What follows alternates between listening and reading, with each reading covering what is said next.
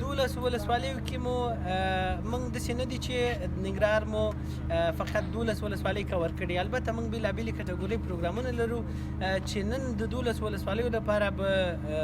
د کتاب لوست همکاران لاړ شي او دوی به هم پوهاوی وکړي او په ضمن کې شنبې ورځ به انشاءالله موږ د ځوانانو امریت تر چتر لاندې د ټولو ولسوالیو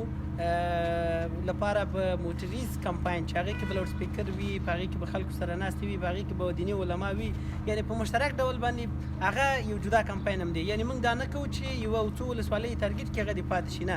22 ولسوالۍ چې د ننګرهار دې ټولې کور کوو او په بېلابېلو د منټالیټۍ ته په کتو باندې د هغوی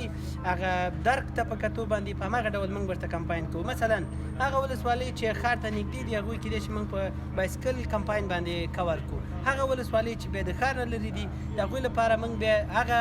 ټریکونو باندې کار کوو چې هغوی خپله منټالیټي او هغوی زموږ دغه میسج قبول کړی شي را سره.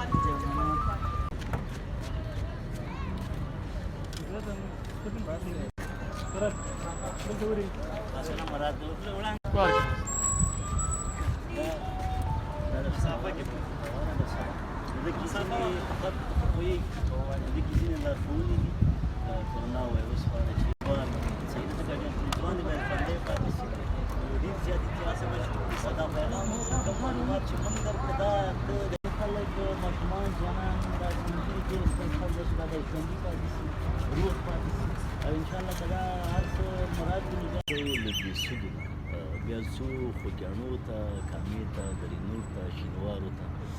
کوټ ته ځو، بټي کوټ ته ځو، نورو ګڼو ولسوالیو ته موږ کور په کور باندې ګرځو او کمپاین به کوو، د عامه پوهاوی به کوو خلکو ته تر څو دوی ژوندي پاتې شي او حداقل هغه لومړني کم تدبیرونه چې دي هغه په پام کې ونیسي. کمپاین بڼه څه ډول ده؟ موږ بایسکل دی، خپل بروشرې لرو او موږ دلته لاسپیکرونه، ریموټ کنټرول لاسپیکرونه دنه استفاده کوو چې دکې د کورونا وایرس په اړه بېلابېل اډیو پیغامونه ثبت شوي چې هم د ماشومانو لپاره دي، هم د ځوانانو، هم د سپین ږیرو لپاره. دې تر څنګ موږ خوله په خوله کمپاین کوو، هغلته کور په کور باندې ګرځو، خلکو ته هغه مهمې خبرې چې دي چې دوی هغه خبرې په نظر کې ونیسي او ژوندي پاتې شي.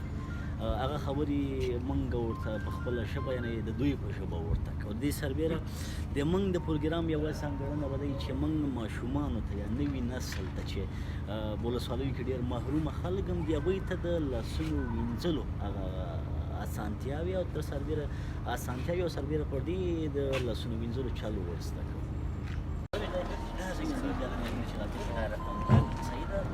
لاسونه واچوه ښه د وشکوه بیا به دې خواته لاس کړي دلته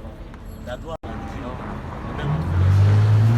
سمه ده. دا پیغام ما تا ته ورسو دې ټولو ته ورسو. سمه ده انشاءالله اوس صحیح شو. خو دا خو واخېستله خو داسې چې زمونږ نه وی ګوره ښه ده پروا